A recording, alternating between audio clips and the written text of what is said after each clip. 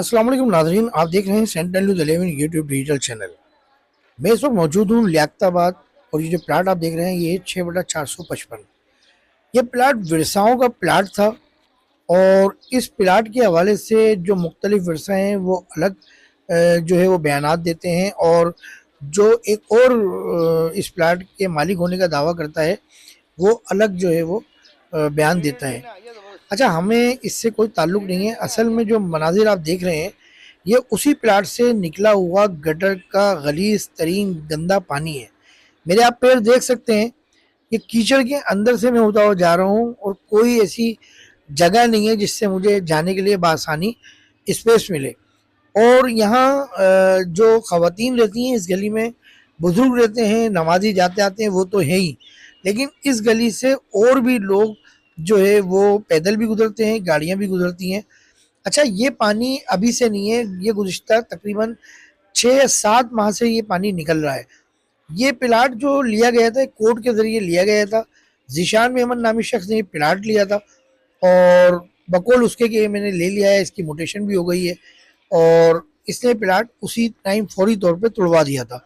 अच्छा, जो प्लाट के दीगर विरसे हैं उनके बयानात अलग हैं और अब अगर ये प्लाट ले लिया गया है या इसकी म्यूटेशन हो गई है जो भी है, लेकिन अगर इस प्लाट के ज़रिए से गटर का पानी निकल रहा है, चाहे वो गंदी गली से आगे इस प्लाट से होता हुआ बाहर आ रहा है या डायरेक्ट आ रहा है, तो प्लाट का जो भी मालिक है, मैं समझता हूँ आज 7-8 माह हो गए, तो इसको जो है मद्देनज़र रखते हुए कम से कम ये जो तकलीफ आवाम को हो रही है, बिलखुसूस अहले महल्ला को, तो उनको दूर करने की ज़रूरत है। ये देख रहे हैं प्लाट, ये बराबर गली लेफ्ट और 2 गली आगे राइट, जिसे हम अगर कह लें कि असलम स्वीट्स की जो गली है उसको भी क्रॉस कर गया है। ये आप देख सकते हैं, असलम स्वीट्स से आगे जो है एक मेडिकल है, साबिर मेडिकल, और एक मिल्क शॉप है, तो वहाँ से भी ये पानी जो है क्रॉस कर गया है। मैंने आपको जूम करके दिखा दिया। फिर छोटी गलियों से कचरा बाहर आ रहा है, उसके भी जो है वो पॉइंट्स बने हुए हैं। अच्छा, कहने का मकसद ये है कि जो ज़ीशान मेमन साहब हैं वो ये दावा करते हैं कि मैंने MKM पाकिस्तान के जो जॉइंट सेक्टर इंचार्ज हैं उनको मैंने कहा है, मैंने यहाँ के जो रुकन सिंध असम्बली हैं माज महबूब साहब, उनको उन्होंने कहा है। लेकिन जब इस प्लाट पे जो है वो काम शुरू हुआ 5 मई 2026 बरोज़ इतवार वाले दिन से। अच्छा, काम शुरू हुआ, सुबह से मैं देख रहा था, तो ना तो कोई MKM पाकिस्तान का जो है वो ज़िम्मेदार यहाँ के खड़ा हुआ था, ना ही माज महबूब साहब के कोई नुमाइंदे खड़े हुए थे। ये काम कराया अहले महल्ला की कंप्लेंट पर UC4 के नाज़िम उबैद ने। आइए जो हमने वीडियो बनाई है अहले महल्ला और चेयरमैन के साथ वो देखते हैं। अस्सलाम वालेकुम, मैं सब मौजूद हूँ UC4 में और मेरे साथ मेरा कैमरामैन दिखाएगा। यहाँ पर जो है वो चेयरमैन उबैद भी मौजूद हैं और अहले महल्ला हमारे सीनियर इस महल्ले के शुएब भाई, अबरार भाई और सईद भाई भी थे जो सब मौजूद नहीं है, और भी बहुत से लोग हैं।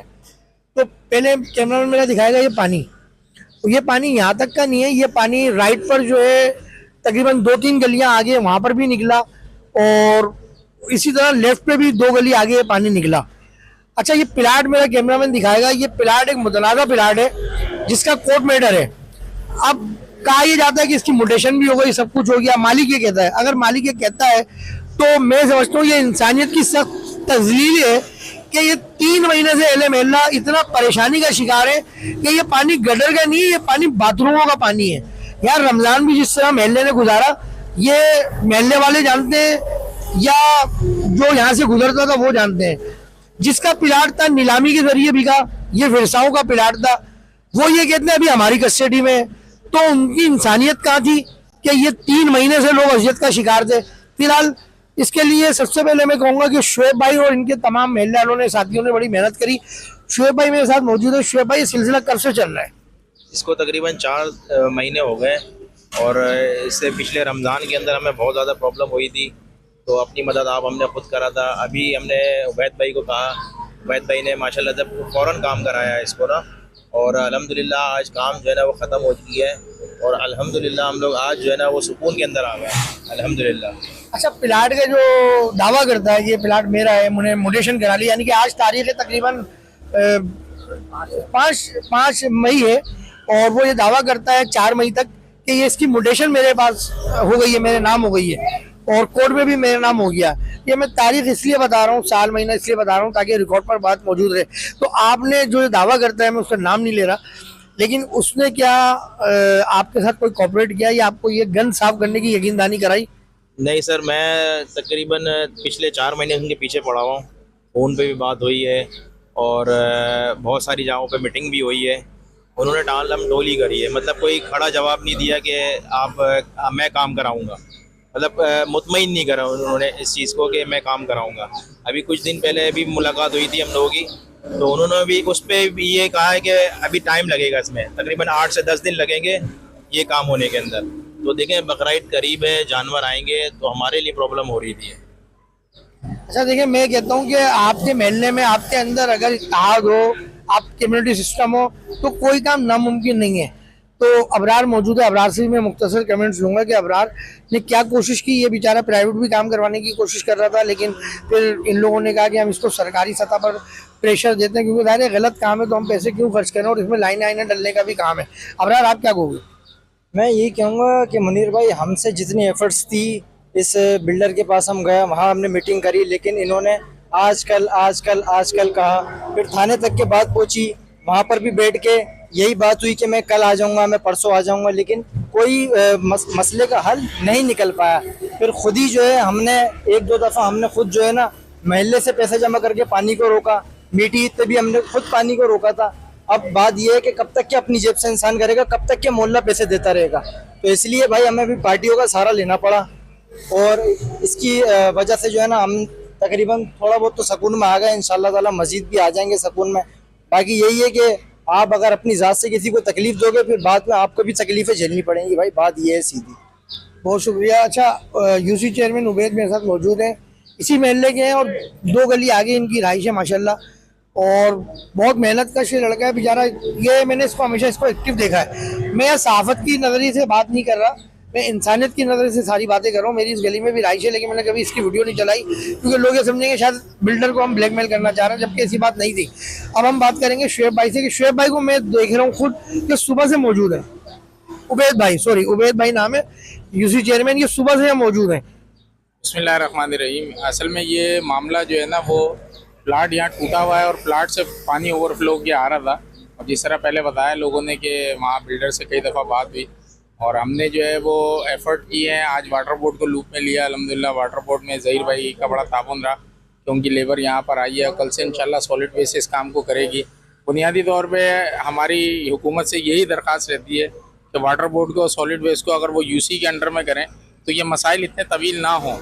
उसकी वजह यह है कि वो यूसीज़ के अंडर में नहीं है और इंडिपेंडेंट इदारे हैं, बराह रास्त वज़ारत बल्दिया से डील हो रहे होते हैं। इसलिए हमें इन पर कामों को हल करने में काफ़ी ताख़ीर होती है और हमें भी उनके पीछे काफ़ी फॉलो अप करना पड़ता है। और इस वक्त लियाकताबाद में सबसे बड़ा मसला बैकलाइन स्ट्रीट का ही है। और इस वक्त जो है Sindh solid waste management board जो है वो बैकलाइन स्ट्रीट के लिए तकरीबन 1 करोड़ रुपये महाना जो है वो खर्च कर रहा है, लेकिन बैकलाइन स्ट्रीट अभी भी भरी हुई है। तो हमारा मुतालबा यही है कि ये बैकलाइन स्ट्रीट का जो काम है, इसके जो रिसोर्सेज हैं वो टाउन और यूसीज़ में दिए जाएं, ताकि आवाम को जो परेशानी है इससे खुलासी हो सके। जज़ाक। बहुत शुक्रिया भाई भाई। तो आपने देखा, महल्ले की भी आपने लोगों के कमेंट सुने और यूसी चेयरमैन के भी आपने कमेंट सुने।